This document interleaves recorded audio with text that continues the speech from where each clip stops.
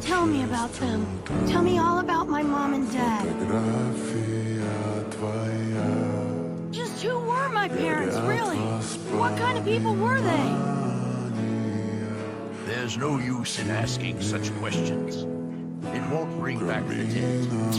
Lord Third Hokage didn't tell you much of anything. Guess he wanted to suppress as much information about the Nine Tails as he could. People had found out you were my son. A bit in danger.